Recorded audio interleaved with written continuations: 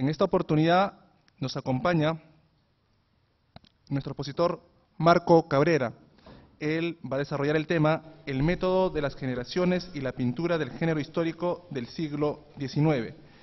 Marco Cabrera es licenciado en Arte en Universidad Nacional Mayor de San Marcos, historiador del arte, actualmente una maestría en la Historia del Arte, Universidad Nacional Mayor de San Marcos, investigador en Historia del Arte, siglo XIX, docente en Historia del Arte, además vinculado a los medios de comunicación, publicidad y difusión, maestro de ceremonia, especializado en docencia, locución y oratoria, amplia trayectoria. Paralelamente ha sido consultor en comunicación institucional en call center. Es actualmente director del Instituto Cultural de Arte Peruano, ICAP. Dejo en el uso de la palabra a nuestro expositor Marco Cabrera. Agradezco la nueva invitación de la Biblioteca Nacional del Perú y de su director Ramón Mujica Pinilla por confiarme por segunda vez una conferencia como parte del cuarto programa de Historia del Arte Peruano. A todos los asistentes y a quienes siguen el evento en directo, muy buenos días. Podría parecer complejo el título que le he dado a la conferencia, El método de las generaciones y la pintura de género histórico del siglo XIX. Así que me permitiré iniciar la exposición aclarando los dos absolutos del rótulo.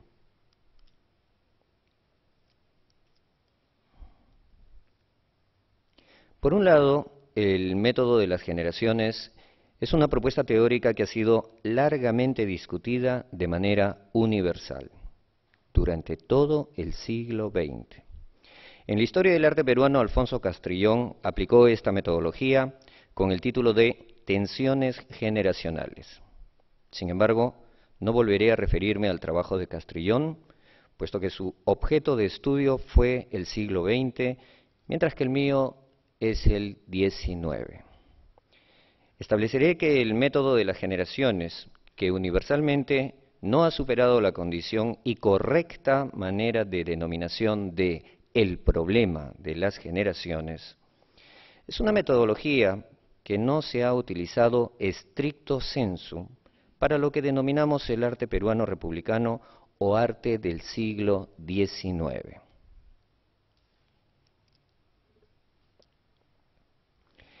La segunda parte del título, la pintura de género histórico, indica más bien la centralidad de esta sesión.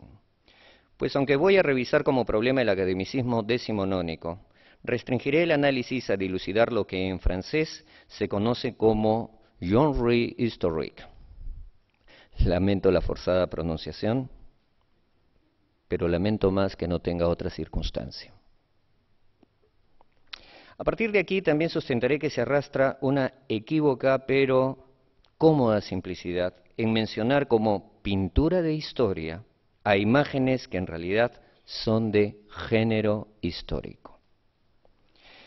El interés de mi propuesta, a la vez actual tesis de maestría en San Marcos, es justamente la pintura de género histórico.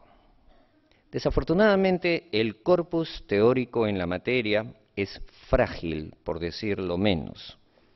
Ello hace que antes de establecer criterios de deducción, inducción, interpretación, inclusión o discriminación teórica, tengamos primero que ordenar la casa. Es por ello que estoy obligado a precisar el método de trabajo a utilizar. En este caso, el de las generaciones. Y recién después, sobre él, analizar la pintura peruana de género histórico, mal llamada pintura de historia. Hay un tercer elemento en la presentación del título que no es gratuito. La imagen de la pintura Los funerales de Atahualpa de Luis Montero. Ha sido necesaria esta inclusión para avisar a los asistentes que en mi condición de monterista, algunos recordarán que en 2004 fui invitado a este mismo programa para hablar de la vida y obra de Luis Montero y todo está disponible en Internet. Decía que en mi grata condición de monterista, los temas que abordaré hoy se desprenden específicamente de esta gran pintura nacional. Por ello, comenzaré la exposición con un marco referencial que nos dará el estado de la cuestión desde los funerales de Atahualpa.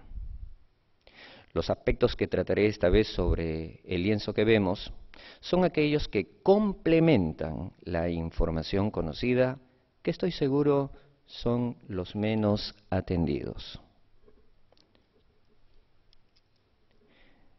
Estos son el tiempo de ejecución, la aparición de Atahualpa en las imágenes pictóricas, la cantidad de personajes que aparecen en el cuadro, las influencias estructurales para la posición y elementos en la pintura y finalmente la correspondencia artístico-estilística con la escuela francesa que viene a ser el estilo juste milieu, una forma que se ha intentado traducir como eclecticismo. Creo haber expuesto claramente mis puntos de vista el año pasado, sustentando que la traducción correcta en arte es más bien conciliación.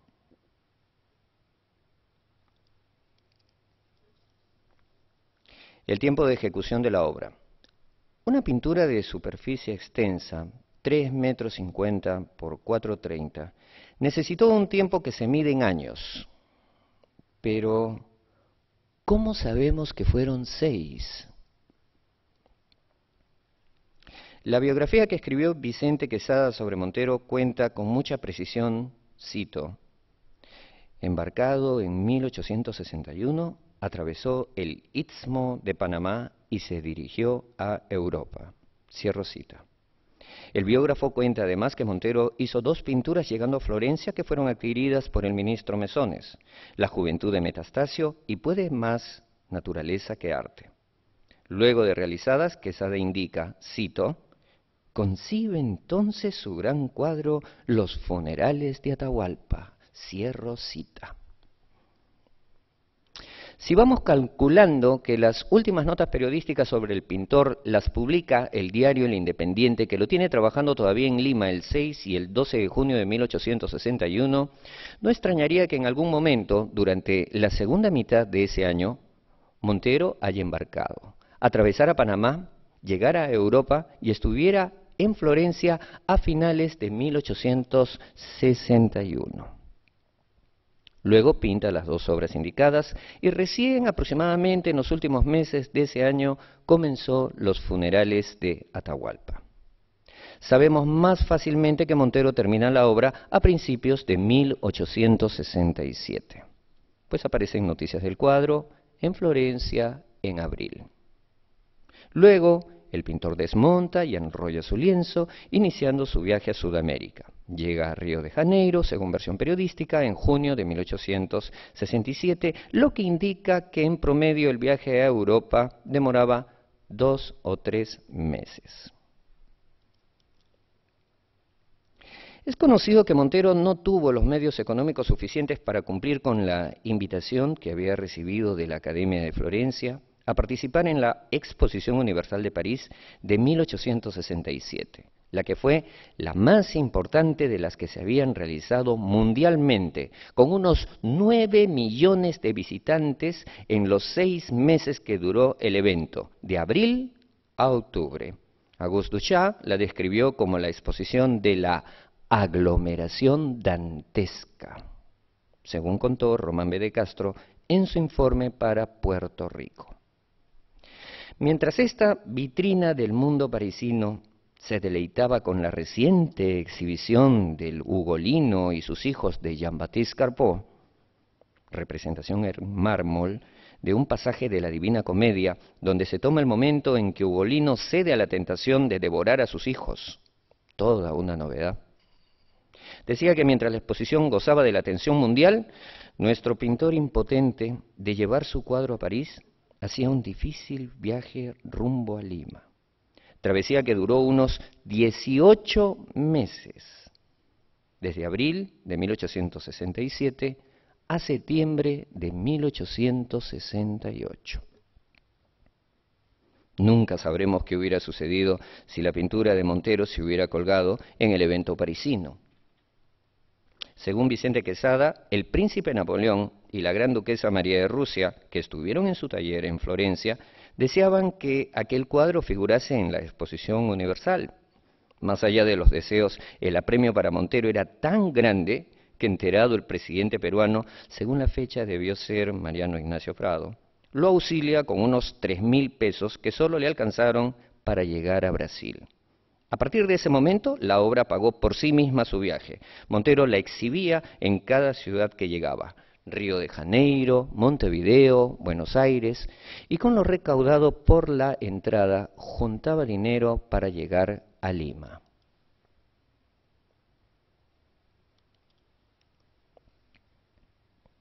Aquí es importante contar que el pintor rehúsa varias veces vender su cuadro en favorables circunstancias para obsequiarlo al Perú. Yo he comentado el año pasado que no estoy de acuerdo con la posición liberal que le endilga Roberto Miro Quesada en su ensayo, por falta de pruebas concluyentes, pero nadie puede negar su patriotismo, que es algo diferente. Esta pintura le pertenece al Perú. Se ha dicho que lo mejor de los funerales de Atahualpa es el rostro del Inca muerto, un retrato post-mortem del dibujante arequipeño Palemón Tinajeros, que en aquel tiempo trabajaba en la embajada peruana, y que Montero logra apurar sus pinceles con el cadáver para perennizar su rostro como el de Atahualpa. Vean el ensayo de Magluf, 2004, revista Illapa, número 1. De tales transcripciones y descripciones, la celebración ha sido tan apabullante para este detalle de la obra e inclusive discordante con el resto de la pintura, especialmente las collas del Inca, pues según se acordó, no corresponden con la fisonomía de nuestras antepasadas. Usemos las palabras que enseñó en 1911 Willem Johansen: el genotipo y el fenotipo, aplicadas mejor en la genética por Mendel y recordadas hace poco para la historia del arte por Magluf. Repito, la opinión consensuada es que las collas de Montero son italianas y lo único verosímil, palabra última que es teoría de Roberto Amigo, y no concuerdo, es el Inca. Veamos. Atahualpa fue inca y guerrero. No se ha discutido su realeza y fortaleza. El dibujante arequipeño no pertenecía a alguna aristocracia conocida y con la historia personal difícilmente se puede endosar salud vigorosa, cuando no guerrera. También geográficamente Atahualpa era del norte, Palemón del sur. El uno líder, severo, astuto, que son cualidades que más bien discrepo en el dibujante, o en todo caso faltan comprobar. Un casting discutible. El famoso parecido incaico entre Atahualpa y Palemón es tan comparable como tomar a un sudamericano al azar y decir que es peruano o argentino, sino colombiano o chileno. Si esa es la precisión y verismo con la que debemos trabajar, solicito empezar de nuevo. Lo que más me preocupa es que Tinajeros muere en 1865, pero los funerales de Atahualpa ya era una pintura bien avanzada para ese año, tanto que Vicente Quesada indica que Montero necesitaba un certificado de sus avances, el cual es transcrito y lleva opinión favorable del escultor Dupré, no es Duprés, Polastrini, Stefano Usi, Puccinelli y Fantacchiotti. Cito: este cuadro, que está ya muy adelantado,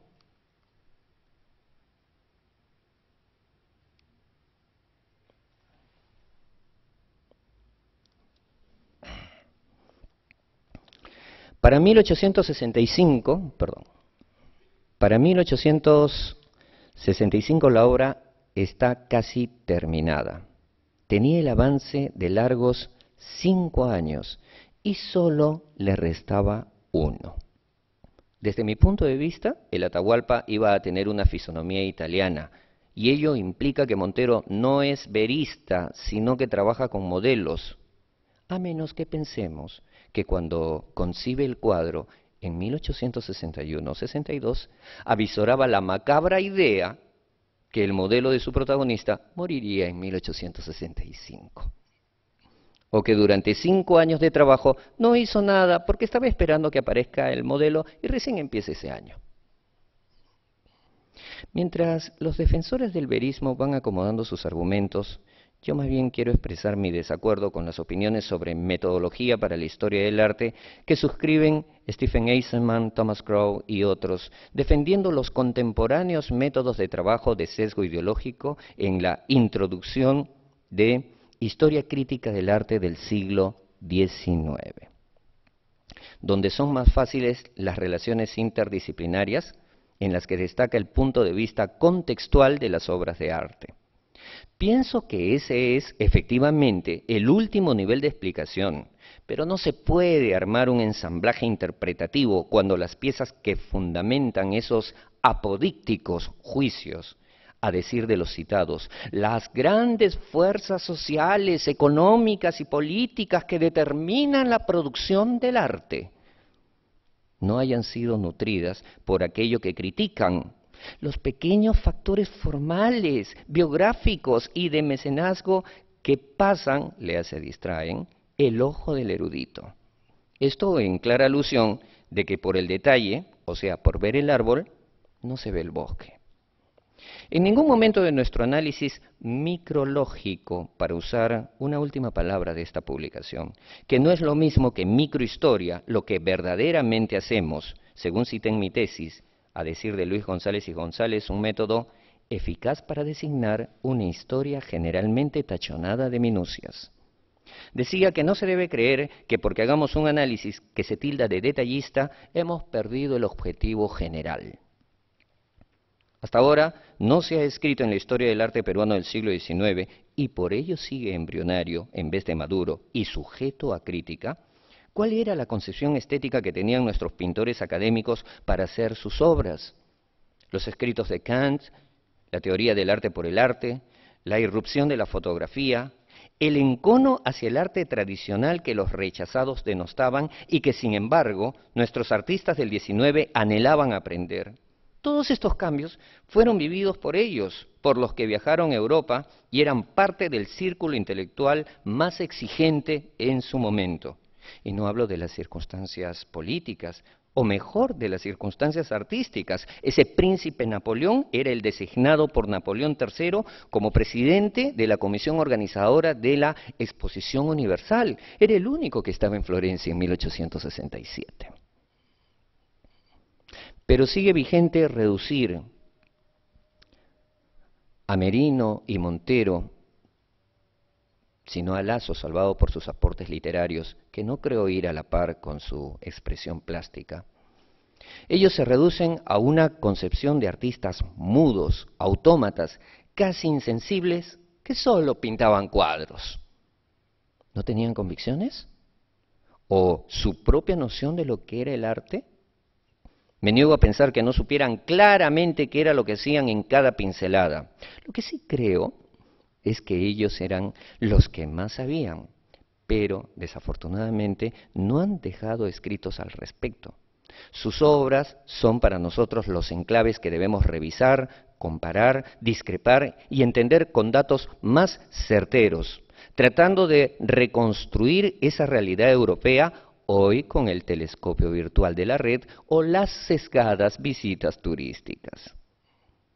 Para que al final del acopio de la supuesta información ajena europea, entendamos no el año, el título o la descripción formal temática de las pinturas, sino cómo se va formando el imaginario visual peruano desde la influencia europea, apreciada dramáticamente en casi toda la América de ese entonces.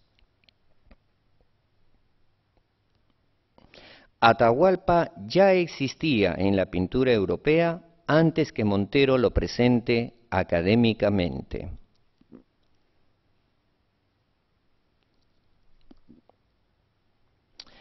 (1826). El recuerdo de la independencia del Perú estaba muy fresco, a 4 años de la proclamación que fue en 1821, y a solo 2 de la batalla de Ayacucho, 1824.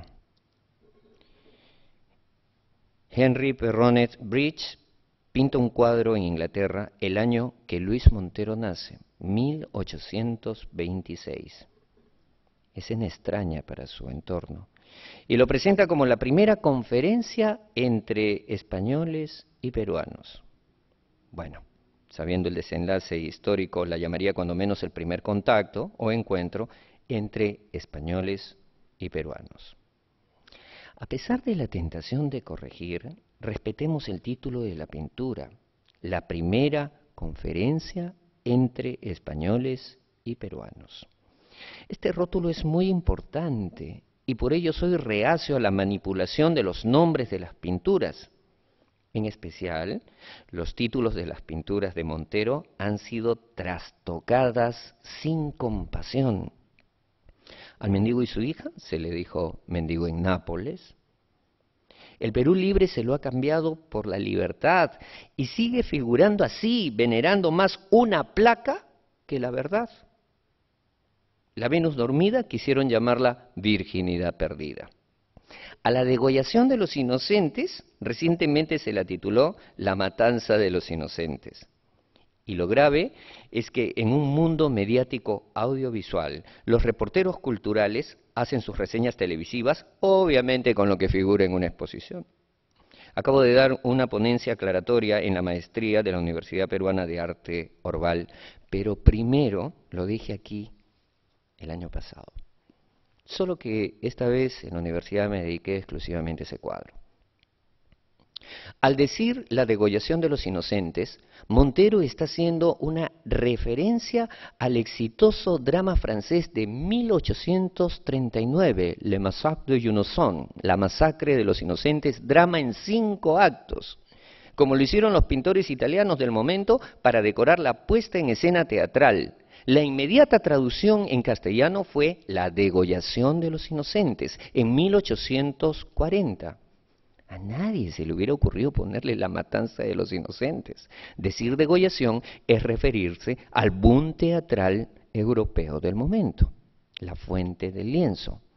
Pero con el desinformado término matanza, que aparte tiene otras connotaciones equívocas lingüísticas que ya expliqué, estamos aseverando incorrectamente que Montero se inspiró en el pasaje bíblico y da cuenta de él con una estructura atípica para este tipo de representaciones, lo cual suma error tras error tras error. Para finalizar con lo del manido cambio de nombres, los funerales de Atahualpa tampoco escapó de la profanación titular. Se le ha llamado el entierro de Atahualpa. Y en Cuba, la limeña en la hamaca se conoce como la perricholi, pero ese es otro tema. La descripción de la obra de Bridge figura en el catálogo de la National Gallery de 1864, que dice, cito mi interpretación del inglés, primera conferencia entre españoles y peruanos, 1531. Debió ser 1532. El padre Vicente Valverde está exhortando al Inca del Perú a reconocer jurisdicción suprema del Papa y la sumisión ante el rey de España. En caso se rehúse, habrá una guerra cruenta. Valverde toca un cañón con su mano derecha. Este encuentro terminaría con la masacre de los peruanos y el encarcelamiento del Inca. Cierro mi interpretación. La importancia que tiene esta obra es no estar afectada por la literatura histórica que normará luego la convención de representar violentamente este momento. Opuesto a lo que nos imaginamos, esta conferencia de Bridge aparenta ser un encuentro diplomático. No he visto más esta calma en otras representaciones. Ahora, iconográficamente hay detalles que no corresponden a la realidad, como la indumentaria que viste el Inca, la mujer que no pasa por una colla, y la considero más idealizada que las del propio Montero. La supuesta comitiva del Inca bien es errada. El mérito mayor es que Atahualpa queda presentado en el escenario europeo inglés. La referencia que traduje figura en el catálogo de la National Gallery de 1864, 20ª edición. Briggs es representante de la Academia de Artes inglesa, y aunque esta pintura y tema pasan como anecdóticos en la historia europea, los ingleses ya conocen, entre comillas, a Atahualpa académicamente. Por último, observen el indigenismo del Inca, el cual no es tal. 20 años después, 1846, Montero está en Lima. Todavía no sabe que al siguiente año Ramón Castilla le ofrecerá una beca para ir a Florencia. Ese año, John Everett Millais presenta Pizarro captura a Atahualpa, Inca del Perú. Una obra que, entre otras, recientemente le ha servido a Mascarrochi para escribir Sodomía, ambigüedad y feminización, significados homosexuales y masculinos en los cuerpos de los nativos americanos. Artículo incluido en el libro Cuerpos Indígenas de 2013. Entiendo, todavía no traducido al español. Carrocci sostiene cierta feminización en la posición de este Atahualpa, además de la sugerente exposición de su cuerpo. Pero lo que a nosotros nos interesa es que esta pintura se sujeta más narrativamente al conocimiento general, una escena de confrontación. Iconográficamente, la vestimenta de Atahualpa y las joyas no compatibilizan con veracidades o sustentos arqueológicos. La pregunta es, ¿cuáles? ¿Dónde estaba esa información? Y no estoy defendiendo al artista. Montero no llegaría a Florencia hasta 1848, pero recién en 1862 iniciaría su versión del desenlace del Inca. Al final, no llevó el lienzo a la oportuna exposición de París y solo Florencia vería el cuadro unos días en el 67. Desde mi punto de vista, del epicentro mundial del arte, el esfuerzo de Montero se relegó a la periferia. Por eso, luego que en Lima obsequia el cuadro al Congreso, intenta desesperadamente volver a Europa por cuarta vez. Pero la fatalidad fue más presta y lo esperaba en marzo del 69. Sería absurdo pensar que no hubiera sido de mucho provecho al arte nacional asistir a la Exposición Universal de 1867.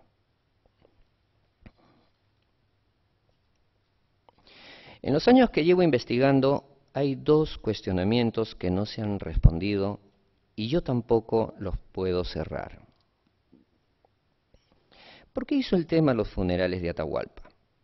Si Montero llega a Florencia y prácticamente empieza una obra que lo ocuparía 6 años, él sabía que su ejecución no iba a ser rápida.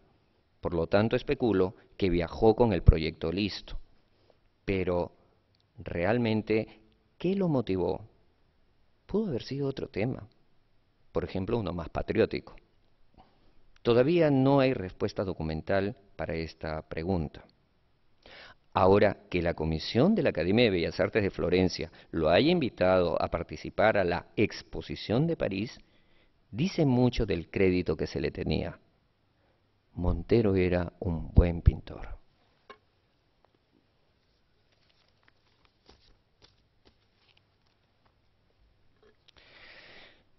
La segunda cuestión es, ¿cómo es que los funerales de Atahualpa es un encargo del gobierno? Si en 1860 el Congreso le niega la ayuda para su viaje, al cual irá por cuenta propia. Por otro lado, y siendo abogado del diablo, Montero no aceptaba las ofertas por su pintura porque sencillamente no era suya. Entonces, si el Estado le había encargado, ¿cómo es que lo premia con 20.000 soles? Bastaba con el reconocimiento y haberlo mantenido en Europa. Hay cuestiones de fondo que hay que discutir. Para mí, estas son dos preguntas abiertas que anhelo responder alguna vez con pruebas patentes.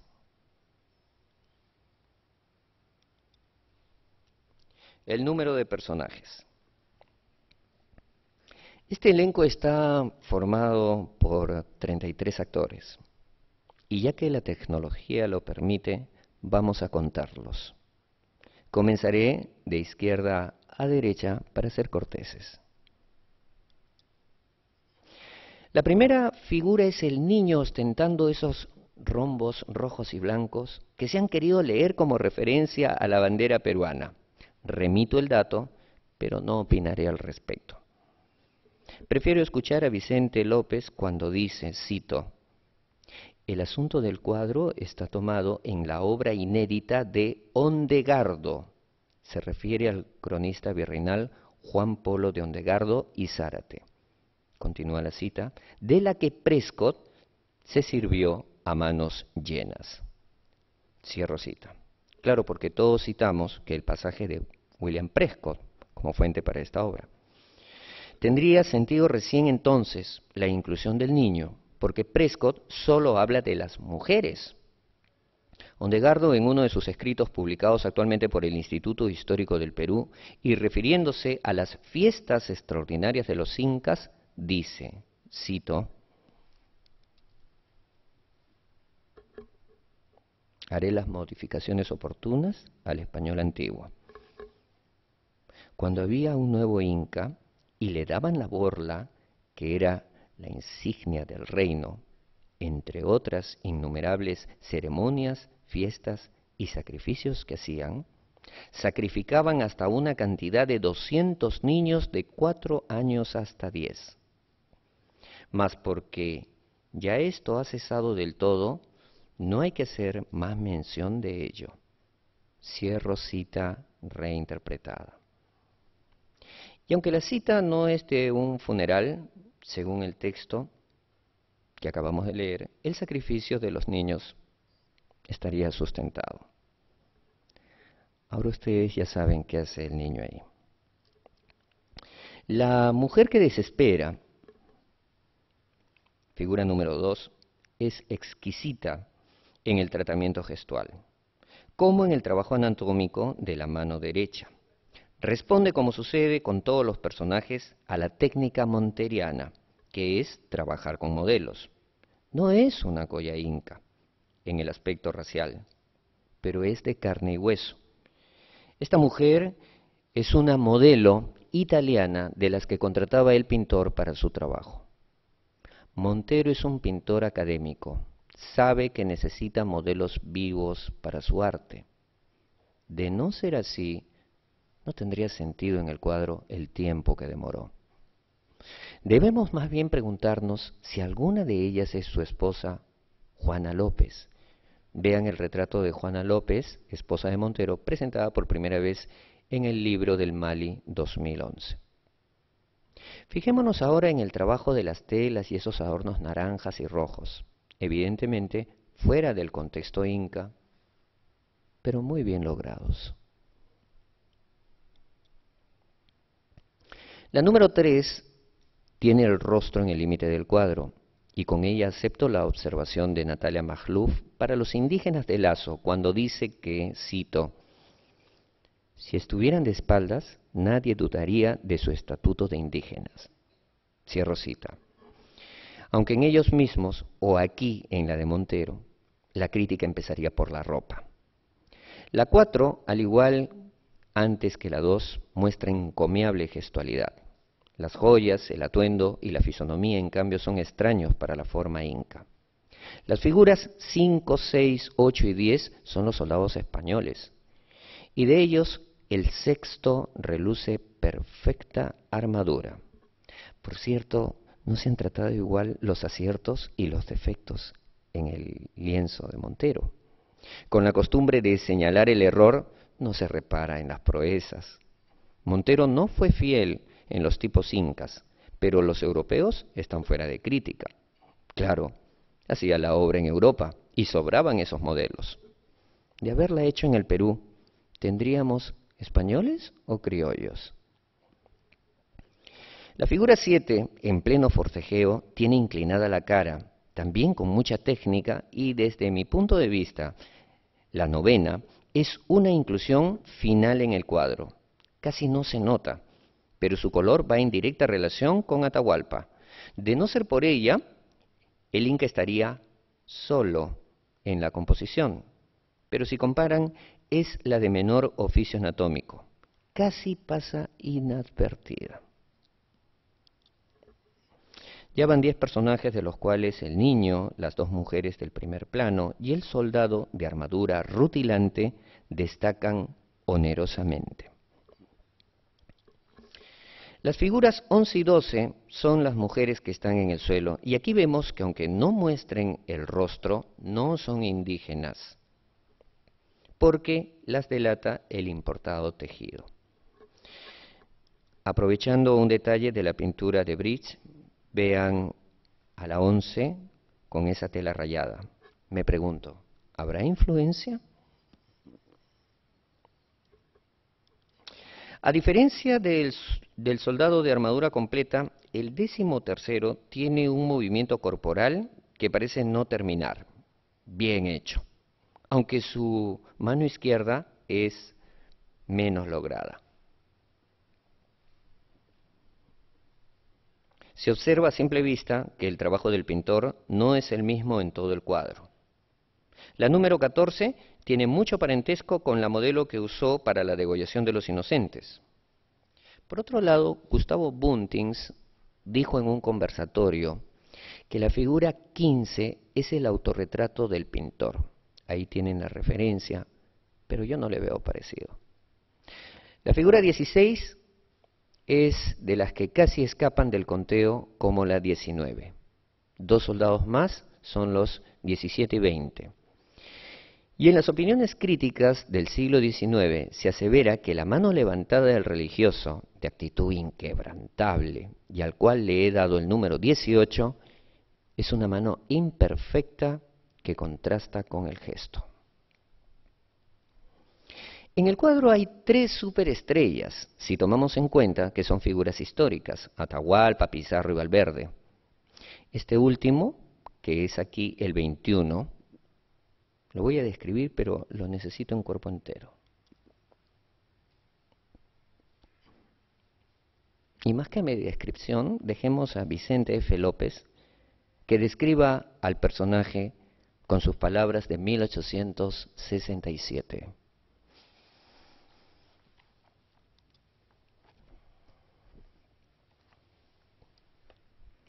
Valverde de pie, retratado al natural, con el rostro tétrico y bárbaro que condice con sus hechos.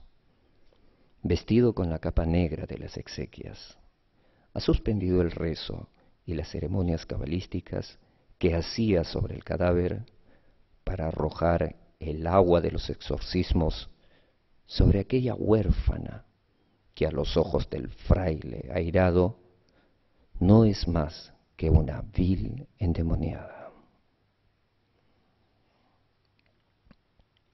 Solo para Valverde y Pizarro, Montero se agenció de grabados con tal de lograr la factura histórica.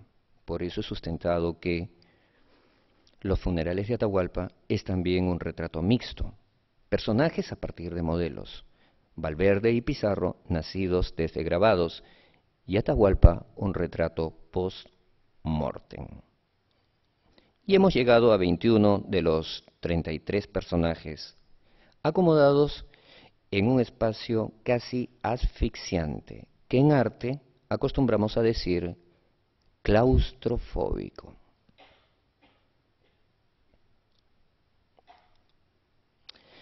Del 22 al 26 no hay nada nuevo. Parte del pequeño ejército español que espera que termine la ceremonia para saber cuánto les toca del botín. Sus cómplices religiosos marcados con el 27, 28 y 29 van melificando la infame homicida del asesinato de Atahualpa, al que he puesto el número 30. se extiende horizontalmente, rompiendo la verticalidad de la composición. Según Magluf, ese retrato no identificado de Lasso sería Palemón Tinajeros, hecho en fecha desconocida, y se podría tener reparos de que no es igual a la figura muerta, pero la identificación del rostro no es visual, sino documental, lo cual certifica que el rostro de Atahualpa es el dibujante arequipeño. El retrato de Lasso, en cambio, es una atribución.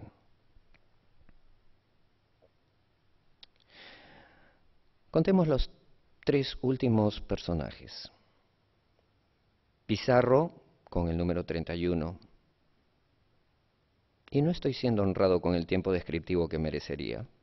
Y los dos últimos no identificados españoles, pero de buen pincel, los números 32 y 33.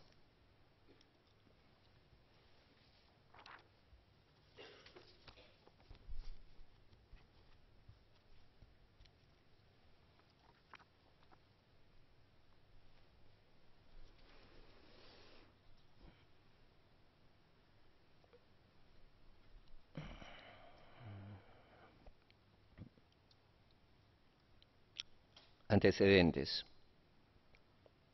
Creo que solo a Nanda Leonardini y a mí nos ha preocupado las influencias de esta pintura, delatando una voluntad de continuismo, algo natural en la historia del arte. Es que casi no hay pintura exenta de alguna composición anterior como referencia. Desde este punto de vista podemos entender el arte como una forma de expresión similar y constante, y ello no es juicio de demérito. Al contrario, se trataría de la misma voluntad del lenguaje artístico vivido de forma diferente. No sé si la analogía que voy a hacer es oportuna, pero es válida para mí. Pienso en los latidos del corazón a lo largo de la existencia personal. Cada latido nunca es el mismo y a la vez siempre es igual. Y la vida humana es la suma de esos latidos. ¿Hay alguien que quiera uno menos de lo que les toca? O dicho de otra forma, los apreciamos a cada uno por igual. Si el arte es vida, cada obra es un latido y cada estructura, en este caso pictórica, forma su propia historia, pero a la vez es parte de un genérico. Entonces, encontrar referencias anteriores a una pintura tan celebrada como la de Montero es absolutamente normal y diría que hasta necesaria. Para Nanda Leonardini, a quien escucharon el lunes, Montero está siguiendo la estructura de la pintura La muerte de János Hunyadi, pintada por Joshua Smith en 1839. Se trata de uno de los más importantes héroes húngaros. En mi caso, en cambio, aseguro que Montero se basó en el relieve de Philippe-José Henri Lemaitre, Los funerales del general Marceau. Son dos teorías que estarán vigentes hasta que el hallazgo de un documento certifique a alguna o nos revele una tercera posición. Mientras tanto, creo que Nanda podría defender mejor su posición, pero desde mi análisis, concuerdo en la división tripartita.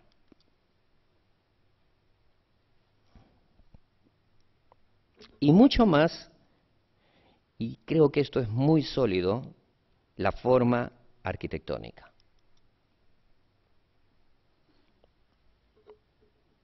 Los pilares de los funerales de Atahualpa no tienen explicación. Así que hasta el momento, en este punto, creo que la referencia es válida y difícil de superar. Ahora, los puntos discrepantes son el tamaño de la pintura, que es muy pequeña en relación a la obra de Montero. Y eso implica preguntarse, ¿cómo sustentamos que Montero vio esa pintura? Otro punto débil, a mi juicio, es la posición del personaje central, que además no está muerto todavía. Hunyadi murió agotado por la enfermedad y aquí agoniza. Eso hace que los títulos de las pinturas sean discordantes. La muerte de Llanos Hunyadi frente a los funerales de Atahualpa. En su estilo, Montero copia los títulos. La Venus dormida, título de Giorgione, la degollación de los inocentes, igual que la traducción española del drama francés, el arrepentimiento de María Magdalena y Flora de Tiziano, el mono de Carracci, la vuelta de la casa de Teniers. Montero no hace innovaciones en el título, y este sería mi punto discrepante, pero me convence la arquitectura. Otro aspecto innegable es que Nanda ha abierto un nuevo camino, la pintura húngara, efectivamente presente en el circuito europeo. Esta en particular, el duelo de Hunyadi László, de 1859, nos muestra los cirios que no los habíamos visto en otras pinturas. Montero los usa, pero con una retórica distinta. Definitivamente hay influencia, directa o indirecta. Además que ese enlosado me recuerda fulminantemente la limeña en la hamaca de Montero.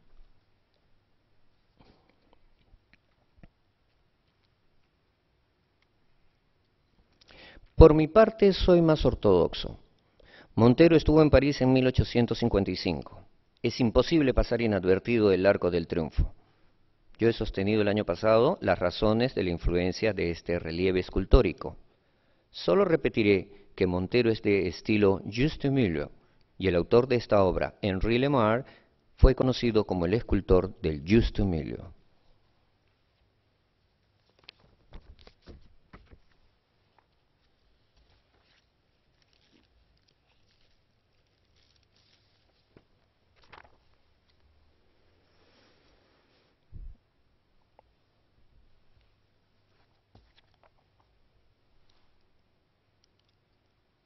El último eslabón en torno a los funerales de Atahualpa escapa de las precisiones concretas de la forma para pasar al terreno del estilo y de los géneros. La importancia de la llegada a Hispanoamérica del gran cuadro de Montero es que venía aportando un género que en realidad ya lo había estrenado Ignacio Merino, aunque sin mayor impacto en 1860. En ese año, Leonardo Barbieri organiza una exposición en Lima, la cual se considera la primera exposición de pinturas colectivas. Y en aquella oportunidad hubo un cuadro de Merino, el cual, según Joaquín Ugarte, cito, fue presentado por Montero, Colón en el convento de la Rábida. Hay dos versiones de ese Colón y afortunadamente las dos se conservan en la pinacoteca de la Municipalidad de Lima. Colón y su hijo reciben hospitalidad en el convento de la Rábida, España, de 1855, fecha del cuadro. Y Colón y su hijo Diego solicitan hospitalidad en el convento franciscano de Santa María de la Rábida, España. La otra denominación de este último cuadro, que se adjunta en el proyecto cultural Google de la Pinacoteca Ignacio Merino, es Colón con su hijo en el patio del convento de la Rábida. La pintura es de 1857. Cual sea la imagen que Montero presentó, daba cuenta que en Lima había una pintura del reciente género histórico. Aquí nos preguntamos, ¿pero el género histórico no es lo mismo que la pintura de historia? De no ser así, ¿cuál es la diferencia? Para responder estas cuestiones debemos recurrir a planteamientos teóricos. Hasta hace poco, y ustedes comprobarán que figura así en las estimadas enciclopedias, la percepción estilística de la primera mitad del siglo XIX consignaba solo al neoclasicismo en contraposición al romanticismo. Esto se ha querido explicar como el dominio del orden y el dibujo del primero enfrentado a la lírica del color y el movimiento del segundo. Sin embargo, estas dos únicas tendencias en su afán de extrema oposición artística, dejaron un espacio evidente entre ellas que dio cabida a que aproximadamente en 1832 apareciera una estética que en Francia se denominó Juste Milieu. Creo que sería más cómodo para mí decir solamente justo medio. Pero no existe extranjerismo cuando la locución de otro idioma no tiene la correspondiente equivalencia en español. Y esto lo confirmamos cuando autores en sus propias lenguas respetan para sí la forma francesa. Stephen Van, Stephen Eisenman, Albert Boyn, Rosen y Cerner, Susan Waller y Rosenborg y Hanson. Cada uno le da su propia traducción. A Midley Path, a Midley of the Road, Happy Medium, Golden Mean. En inglés cada uno escoge sus palabras. El español no se queda atrás. Solo Menéndez y Pelayo, en la década de 1880, dijo justo medio, buen sentido. Otros, término medio, etc. Para mitad del siglo pasado se aceptaría el vocablo eclecticismo. Pero la verdad es que lo más cercano a una traducción de contexto decimonónico era tolerancia. Pero todos los que tratamos el tema coincidimos que hubo un juste milieu entre los estilos que ahora se conocen como neoclasicismo y romanticismo. Y digo que ahora se conocen así porque en el momento de la aparición de este fenómeno artístico los términos eran distintos.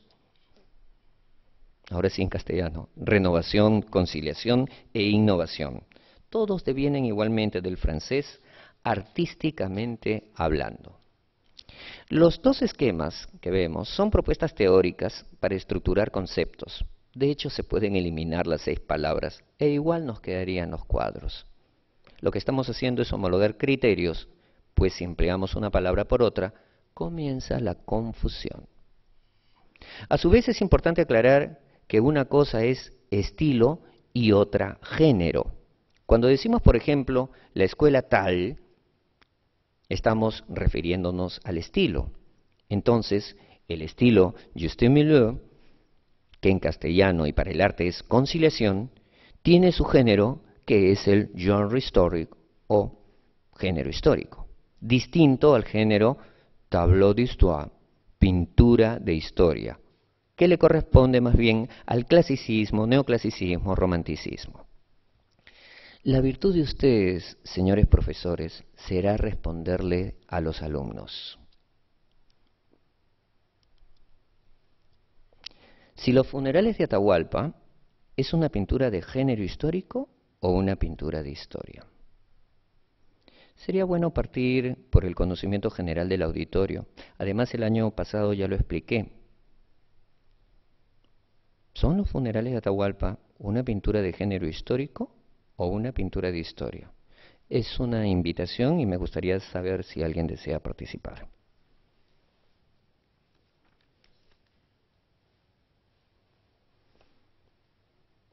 Me dijeron los organizadores que en estos momentos podrían trasladar el micro a quien desee levantar la mano y darnos alguna opinión al respecto. Muy amable, por favor. Yo pienso que es de género histórico y no de historia porque no es riguroso. No es riguroso. Gracias por su opinión. ¿Alguien más? Tenemos 5 minutos.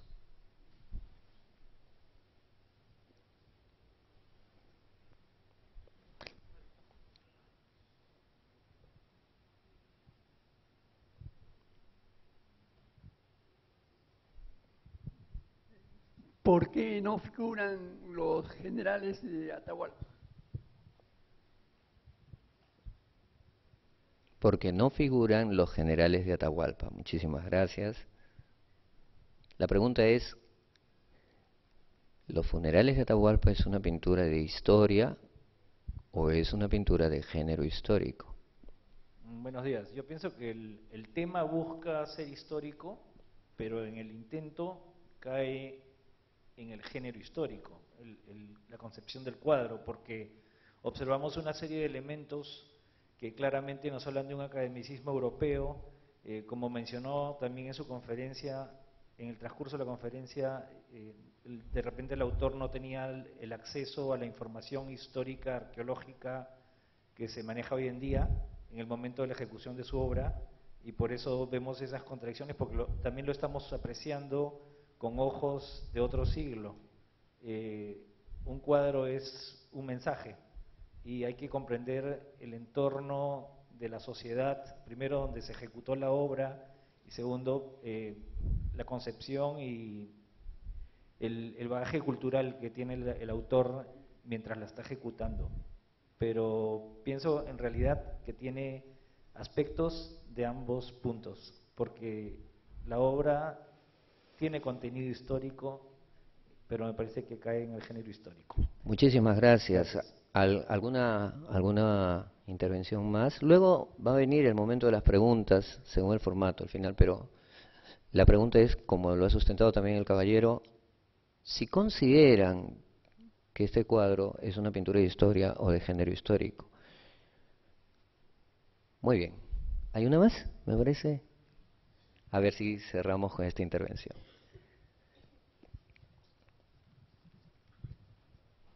Sí, para responder esa pregunta necesito más información. O sea, yo no entiendo a qué se llama pintura de historia. Tú has dicho que está asociado al neoclasicismo y al romanticismo.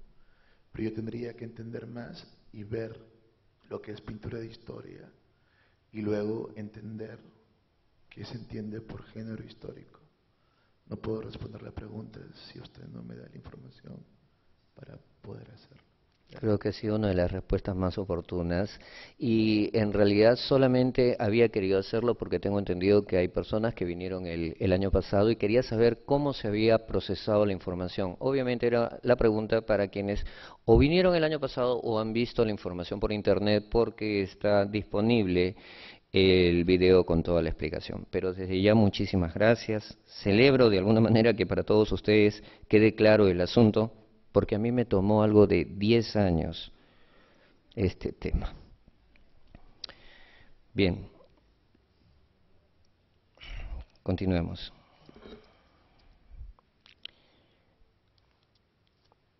Es necesario saber cómo nace el género de la pintura de historia. Pero no me refiero a la historia de la pintura de historia, porque llegaríamos a los griegos, ni a su revalidación en el Renacimiento. Me refiero al criterio estrictamente académico, donde unos géneros pictóricos son más importantes que otros. Establecidas ya las academias, el punto de partida será esta publicación de André Feliben, 1619-1695, historiador de la corte de Luis XIV. Tuvo una prolífica producción de libros relacionados con las artes y la historia de la Academia de París. Además hay que sumar que fue uno de sus primeros integrantes. Editó las Conferencias de la Academia Real de Pintura y Escultura en 1667, cuyo valor tácito es la categorización de los géneros, lo que nos interesa. Y fue la pauta capitular en el arte para el período que estamos estudiando. Posteriormente, la llegada del impresionismo y la vanguardia histórica barrió todos estos preceptos. Pero antes que pierda vigencia, fue justamente el genre historique, el género, que empezaría a desestabilizar los parámetros aquí sugeridos. La obra consta de un prefacio y 7 conferencias. Toda la publicación sugiere la codificación de los valores estéticos clásicos. Vamos a tomar resumidamente un párrafo que sugiere el total. Citemos. Así, el que produce paisajes magistrales está por encima de quien solo produce frutas, flores o conchas marinas. Es decir, primero el paisaje sobre los bodegones o naturaleza muerta. El que pinta animales vivos es más estimable que los que representan cosas muertas sin movimiento. Suponemos aquí que se refiere a paisajes con escenas de campo. Seguimos. Y como la figura del hombre es la obra más perfecta de Dios en la tierra, también es cierto que el que se convierte en un imitador de Dios en la representación de figuras humanas, o sea, el retrato, ¿no?, es mucho más excelente que todos los demás. Pero sigamos. Un pintor que solo hace retratos todavía no tiene la más alta perfección de su arte y no podrá reclamar el honor reservado para los más hábiles. Esto requiere pasar de hacer una figura única a varias figuras juntas, tratando de representar la historia y la fábula. Es necesario representar las grandes acciones como lo hacen los historiadores o los poetas. Cierro cita. Quedaría claro que el género más importante es la pintura de historia. Esta sería la valoración de los géneros. El bodegón o naturaleza muerta. Naturaleza muerta es la traducción del inglés still life, ¿no? Una escala arriba, el paisaje. Más preciado el retrato. Mayor reconocimiento tendrán las escenas narrativas. Primero las escenas de género o situaciones de la vida cotidiana, llamada pintura de género o petit genre, en clara alusión de estar por debajo del grand genre, el gran género, que a su vez tiene 4 tipologías: mitología, alegoría, pintura religiosa y el máximo nivel, la pintura de historia, tableau d'histoire. En Montero encontramos a un artista que ha trabajado todos los géneros, y esto da cuenta de la amplitud de su formación. Para ser coherente con lo que digo, lo más cercano a un bodegón sería un lirio de las ondas consignado en un artículo del Comercio del 30 de diciembre de 1868. Un paisaje se registró exhibido en la exposición de 1887 del Consejo Provincial de Lima, con el número 8 según Gutiérrez de Quintanilla. Respecto a retratos, yo he establecido que hay 5 generaciones de ellos. Si hablamos de los existentes, específicamente 3 retratos están disponibles en el Mali: Mercedes Díaz-Canseco de Irigoyen, Ignacio Leca Taboada e Ignacio Merino. Y de 2 de ellos tenemos imágenes en la red.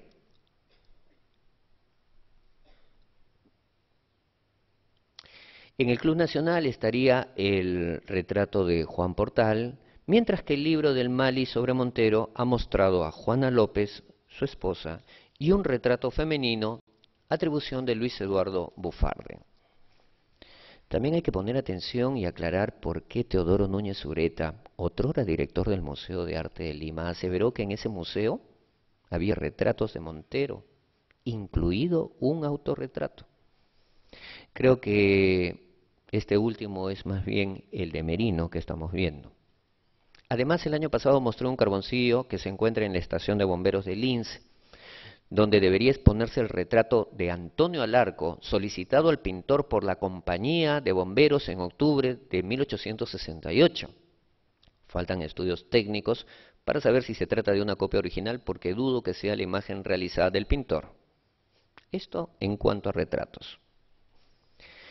Luego tenemos el cuadro del Museo del Banco Central de Reserva, El mendigo y su hija, como exponente de la pintura de género. La revista Voces publicó un artículo mío sobre este cuadro en su número 55, por si a alguien le interesa. También el Mali tiene una merienda, según ficha del registro del Ministerio de Cultura, a la que Natalia Masluf describe como 2 viejos. Ya en cuanto al grand genre, en mitología, Montero inauguró el desnudo académico en América en 1852 con La Venus dormida. En alegoría sabemos de 2 óleos, pero solo se conoce el Perú Libre, que se encuentra en el Congreso. Sobre la otra alegoría hay una descripción en un artículo del Comercio del 13 de julio de 1860. Cito: «Vese a la pintura, escultura y arquitectura figuradas por 3 mujeres jóvenes, cada una en actitud especial y revelando el particular estado del arte que representan. La pintura reclinada la cabeza en el brazo, la paleta y los pinceles hechos pedazos en el suelo. La arquitectura apoyada en un martillo, con una mirada tristemente abatida. Y la escultura, por último, clavando la vista en el cielo como quien espera algo de lo alto. A los pies se encuentra el cuerno de la abundancia y divísase en el fondo, en lontananza, la ciudad de Lima, flameando perceptible el pabellón nacional en uno de sus edificios. Solo esta parte fue transcrita en 2011, pero si tenemos en cuenta el siguiente párrafo, comprenderemos algo más. El periodista que escribió lo anterior continúa, cito: «Es necesario ser artista para comprender toda la amarga verdad que encierra este cuadro. La justa y única reprensión que pueden hacer los que viven consagrados al arte de Rafael, a la punible indiferencia con que se les mira. El señor Montero, que ha apurado como el que más todas las angustias, todos los sinsabores que experimentan los que viven de la pintura, que se ha visto abandonado en un país extraño donde fue llevado por su afición al trabajo», se refiere a su paso por Cuba, «apoyándose en la protección de nuestro gobierno y hallándose en la triste necesidad de sacar recursos de sus propias fuerzas para costear el pasaje al país de su nacimiento, al rico y opulento Perú, que negaba a un artista de mérito un sueldo miserable para que concluyera su aprendizaje, en tanto que se gastaban millones en sostener soldados inútiles». Recordamos que a Montero se le cancela su segunda beca cuando Echenique es derrocado.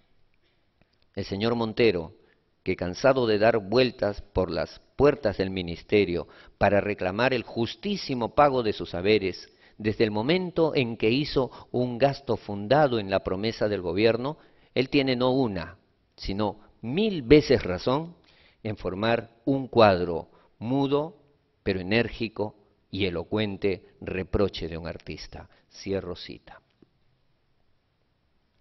Lamentablemente no sabemos dónde está la obra, pero todo lo que reprochaba sigue vigente, así que no hemos perdido mucho.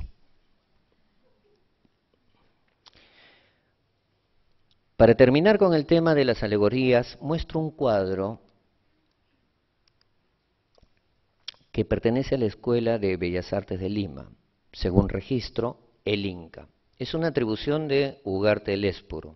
Según me contó en su momento Jaime Mariaza, a quien agradezco la imagen, yo la vi en la oficina de la dirección del ENSABAC, que se portaron muy bien conmigo, inmediatamente y sin tanto trámite, luego que me presenté y dije que era un estudiante que estaba trabajando a Montero, no necesité ningún tipo de oficio. Lo digo porque en otros sitios sí los necesité, esperé 1 hora parado y nunca me hicieron pasar.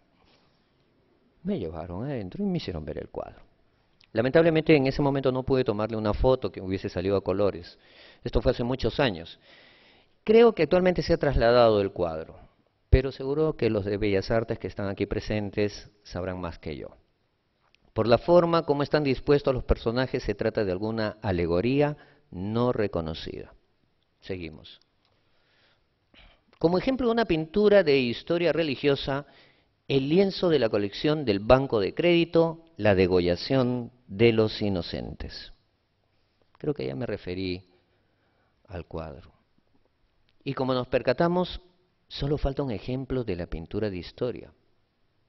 Pero Montero interrumpe este ciclo talentoso y en vez del gran género que lo consagraría, nos entrega una pintura de género histórico.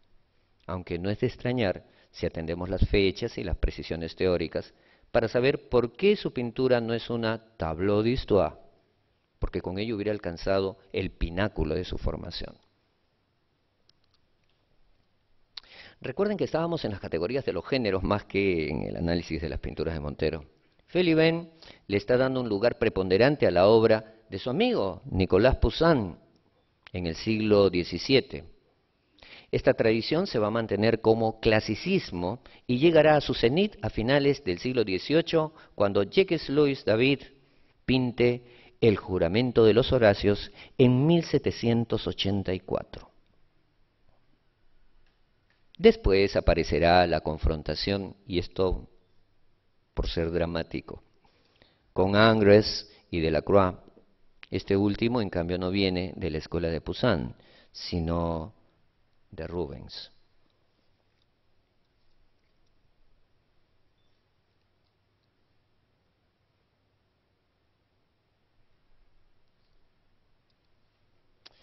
Para entenderlo debemos quedarnos con estos dos últimos y agudizar. La excelencia del arte de Ingres y Delacroix no era conveniente para el gobierno de Luis Felipe de Orleans. Incrustado el gobernante entre la aristocracia y el proletariado. Amparado por el pensamiento de su ministro de Cultura, el filósofo Victor Cousin, el creador del eclecticismo, y no me refiero al pensamiento griego. Luis Felipe adopta como forma de gobierno la política del juste milieu, la tolerancia. Por lo tanto, incómodo por las pinturas intencionadas y tendenciosas, en realidad comprometidas, de Ingres y Delacroix, pero a la vez sin poder hacer nada, él no es artista. Tiene la fortuna que aparece en la escena Paul Delaroche, pintor de oficio técnico que más bien opta por una pintura no comprometida con las posiciones doctrinarias y que encajaba perfectamente a los intereses del monarca, quien obviamente no pierde oportunidad y lo auspicia. Por eso es que el arte de Delaroche se le conoce como el arte del juste milieu. La obra de Delaroche tenía una característica más y por ello estaba destinada a tener éxito. Gustaba a las mayorías. Y era suficiente con que guste a la nueva burguesía en vez de a la tradicional aristocracia. En 1832 presentará La muerte de Lady Jane Grey. Como era de esperar, el público celebró el camuflaje que no sabían que estaban consumiendo. Pero Delaroche no podía hacer lo mismo con los enterados. Jamás pudo convencer a Gustave Planche, el señero crítico, quien lo puso en evidencia. Lo de Delaroche no era pintura de historia.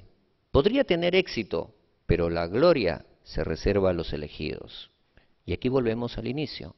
¿Qué es lo que diferencia a una pintura de historia de la que no lo es? La respuesta tiene que ser clara y contundente. El exemplum virtutis, es decir, el ejemplo moralizador, la muerte virtuosa o la lección de virtud. En el primer caso, los Horacios están decidiendo aceptar la muerte por defender a su patria. Hay un mensaje, la patria sobre la familia. En el segundo, es una escena histórica. Pero, ¿qué ejemplo deja la muerte de Lady Jane Grey? Es histórica, pero más historicista. ¿Es una pintura de historia? No. Por otro lado, no se puede ser pintor de historia, porque esta es una categoría externa al artista. El pintor logra que su obra se reconozca como pintura de historia, es una suerte de galardón. Lograr ser una pintura de historia no garantiza que se vuelva a repetir. Ser pintor de género histórico no se necesita reconocimiento. Entendemos que es un jurado calificado el que decide tal honor. La respuesta a la pregunta anterior, si los funerales de Atahualpa es una pintura de historia o de género histórico, es obviamente que es de género histórico. Por eso dije antes, fue necesario que se exhibiera en la Exposición Universal de 1867. Tal vez hubiéramos tenido la única pintura de historia consagrada y con tema nacional. Pero aquí nos damos cuenta de algo más. Síganme, por favor. La atención no estaba en el Inca, que tanto distrajo a los comentadores, sino en las collas que optaron por morir por sus tradiciones frente a un invasor, pero tan ocupados en sus genotipos y fenotipos. Se renegó tanto de ellas con esos discursos sociopolíticos que debieron haber nacido de un mejor análisis técnico. Nunca se la analizó con criterios eminentemente artísticos, que se perdió la intelectualidad de la obra. La pintura de Montero hubiera funcionado como una tableau d'histoire mirando a las dispuestas a morir. Allí estaba el exemplum virtutis. Pero eso no lo decido yo. Tenía que haberlo visto el jurado del 67. Lo de Merino, en cambio, es un genre historique con tema foráneo. La influencia de Delaroche en Merino es directa. Merino es premiado con la tercera medalla del Salón de París en 1863 por hacer un género histórico, Colón ante los sabios de Salamanca. La influencia en Montero se establece porque para 1860 la Academia de Florencia adopta las reformas que venían de Francia. Recordemos además que Merino alecciona a Montero en Lima. Gracias a él, Montero viaja a Europa. Ya voy a terminar esta primera parte, pero atención. Para el ambiente académico actual, creo haber demostrado con consistencia que el género histórico es practicado por Merino y Montero. Sin embargo, todas mis fuentes fueron francesas y he necesitado ayuda para la traducción. Pero hasta ahora no he mostrado una publicación en castellano decimonónica que me avale. No me satisface haber desmenuzado la estética francesa con los medios disponibles para obtener esta relación, y mucho menos me creo el haber sido el primero o el único. ¿Es que nadie se percató antes? Para mí, sostener que hay un género histórico y que ello no esté escrito no es ni suficiente ni válido. Soy un historiador de arte y me debo el conocimiento científico de mi carrera. Y no acepto que lo que digo no esté escrito, porque lo está. Ha querido el celo en la persistencia que hoy pueda mostrarles a ustedes una obra de 1872. Inclusive esto estaba reservado para mi siguiente reunión de maestría. Como ellos están viendo la presentación, tengamos todos la información nacional. He actuado así desde el pregrado, cuando en 2007 di a conocer La Limeña en la hamaca, gracias al Comercio y a la revista Voces. Y estoy viejo como para cambiar de estilo. Yo sustenté recién en 2013 y nunca guardé la información, porque pienso que una tesis es un asunto teórico, no tiene que ver con hallazgos o difusiones. Al punto. En la biblioteca de Harvard se encuentra Plutarco del joven artista, tesoro de Bellas Artes. El entendido profesor chileno José Bernardo Suárez hizo un recuento enciclopédico que sepa no conocido, de los artistas americanos, muy bien ordenado país por país. No olviden la fecha, 1872. En cuanto al Perú, se van a quedar maravillados de los artistas del 19 conocidos y sobre todo desconocidos que se incluyen. Respecto a Merino, dice, cito, y cito con mucho orgullo: el Cristo en el castillo de Emaús es una pintura del género histórico religioso. Cierro cita. Y como ven más abajo, confirma, cito, el género histórico religioso para un pintor como Merino, cierro cita. Con lo demostrado, más lo francés que ya adelanté, no tengo que buscar más. Por primera vez, luego de años ininterrumpidos, podré tomar una pausa. Hice una apreciación deductiva y una a una, en 12 años de trabajo, las fuentes han confirmado que lo que difundí en 2013 la pintura de Merino y Montero siguen la estética del Juste Milieu, es la verdad. Hay una breve página dedicada a Montero y leeré solo el encabezado. Don Luis Montero, según la opinión de algunos inteligentes en el arte, es el primer pintor del Perú, aunque otros conceden este honor a don Francisco Lazo. Aquí termino la primera parte y lo que viene son las generaciones y el género histórico del siglo XIX.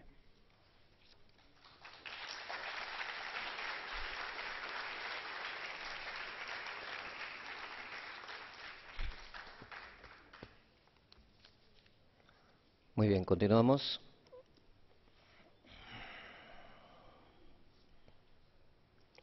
Si Los funerales de Atahualpa es una pintura de género histórico, ¿existirá alguna pintura de historia en el arte republicano peruano en el sentido académico estricto? Para ello es necesario hacer una revisión de las pinturas que hemos considerado pinturas de historia, pero como se dan cuenta, no estoy revisando entonces las imágenes de manera inocente o por algún tipo de afinidad respecto al tema.